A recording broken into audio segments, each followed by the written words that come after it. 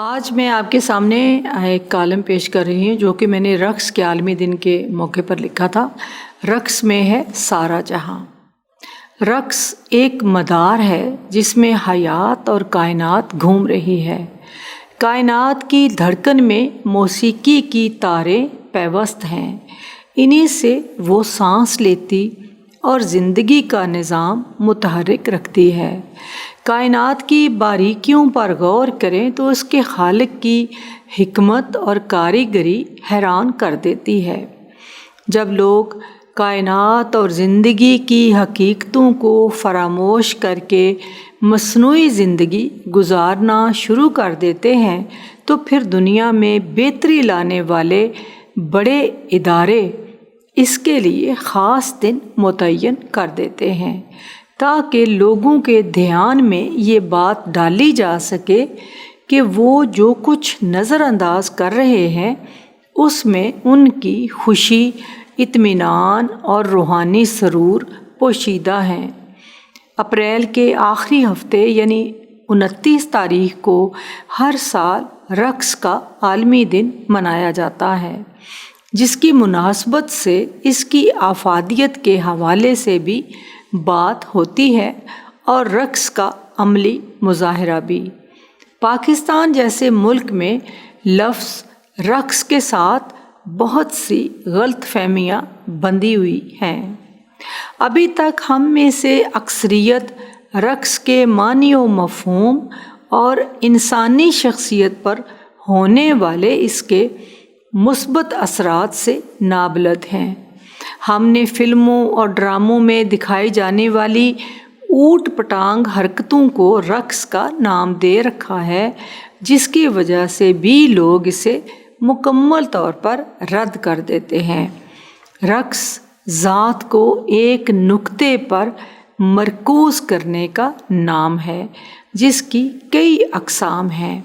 اگر روحانی حوالے سے بات کی جائے تو دھمال، بھنگڑا، رومی رقص اور ہر قوم کا روایتی رقص روحانی، تہذیبی اور ثقافتی اقدار کا حامل ہوتا ہے۔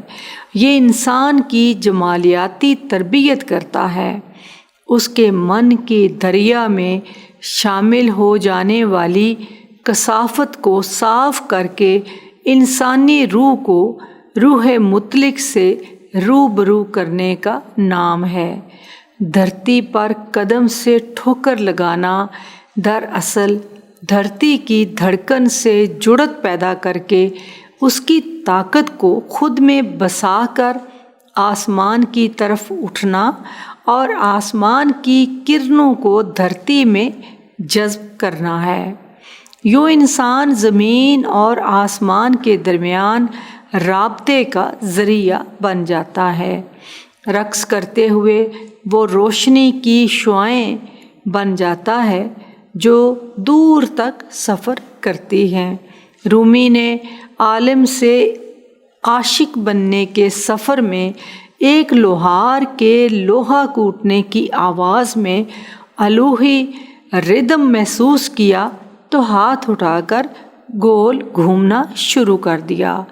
ہاتھوں کا یہ دائرہ نہ صرف پوری کائنات کو اپنے اندر سمونے کی تمنا ہے بلکہ پوری کائنات کے ساتھ ایکمک ہونے کی تمنا بھی ہے۔ یہ ذات کی نفی کا عمل بھی ہے اور ذات کو مالا مال کرنے کی جستجو بھی۔ صوفیہ نے رقص کو ذات کی تطہیر اور ریاضت کے لیے ضروری خیال کیا۔ بلے شاہ نے اپنے نام، مرتبے، علم اور ذات پات کی بڑائیوں سے نجات حاصل کرنے کے لیے رقص کو وسیلہ بنایا۔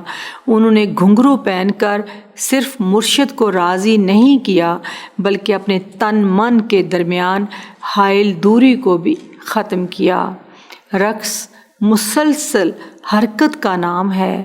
رقص کرنے والا جمود کے نظام کو توڑتا ہے۔ اس کا ایک پیر زمین پر، ہوا میں اور ہاتھ فضا میں اڑتے ہیں۔ اس کا ایک پیر زمین پر، ایک ہوا میں اور ہاتھ فضا میں اڑتے ہیں۔ وہ ان ہاتھوں سے خیر اور مثبت قوت وصول کرتا ہے اور اسے اپنے وجود کے ذریعے زمین میں منتقل کرتا ہے۔ اس طرح زمین کی زندگی، طراوت اور طاقت کو فضا میں بکھیر کر کثافتوں سے دور کرتا ہے۔ رقص انسان کو اس چالاکی، ہوشیاری اور مکاری سے نجات دلاتا ہے جو عقل کے ساتھ جڑی ہوئی ہے، جس کی مدد سے وہ دوسروں کو نقصان پہنچاتا ہے، جو نفع نقصان کے ارد گرد گھومتی رہتی ہے۔ جب انسان کی ہستی پر روحانی اسرار کھلتے ہیں تو وہ ایک نئی زندگی کی طرف قدم بڑھاتا ہے جو روحانی سرشاری سے بھری ہوتی ہے، جس میں انسانیت کا احترام کیا جاتا ہے۔ کائنات کا مطالعہ کیا جائے تو ہر چیز میں موسیقی اور رقص کی موجودگی کا احساس ہوتا ہے۔ جھومنا روح کی خاصیت ہے اور یہ سرشاری کی علامت بھی ہے۔ اس کے الٹ جمود ہے جو پہلے سوچوں پر طاری ہوتا ہے اور پھر وجود پر۔ پھل، پھول، فصلیں، پودے، درخت، دریا، سمندر، وقت، پرندے اور جانور سب رقص کے عالم میں ہیں۔ وہ فطری قوانین کے تابع ہیں اور فطرت ہمیں دکھاتی ہے کہ کائنات ایک لے پر دھڑک رہی ہے۔ یہ دھڑکنا رقص کے مترادف ہے۔ صرف انسان ایسی مخلوق ہے جس نے خود کو مادی حد بندیوں میں جکڑ کر اذیت کمائی ہے۔ یہ اذیت مختلف بیماریوں کی صورت اس کو پریشان رکھتی ہے۔ اس نے غذا کی طرح کڑوی دوائیوں کو دسترخوان کا حصہ بنا لیا ہے، مگر وہ سکون کی میٹھی زندگی کی طرف پلٹنے کی صحیح نہیں کرتا۔ رقص خوشی اور سرشاری کی وہ اعلیٰ کیفیت ہے جو انسان کو پر لگا دیتی ہے۔ فطرت کے مطابق زندگی کرنا سیکھیں جو آپ کو لامحدود کر دیتی ہے۔ عشق اور رقص کا آپس میں گہرا تعلق ہے۔ یوں رقص خالص دلوں پر اترتا ہے اور انہیں ہواؤں میں اڑاتا ہوا ہر شے سے بے نیاز کر دیتا ہے۔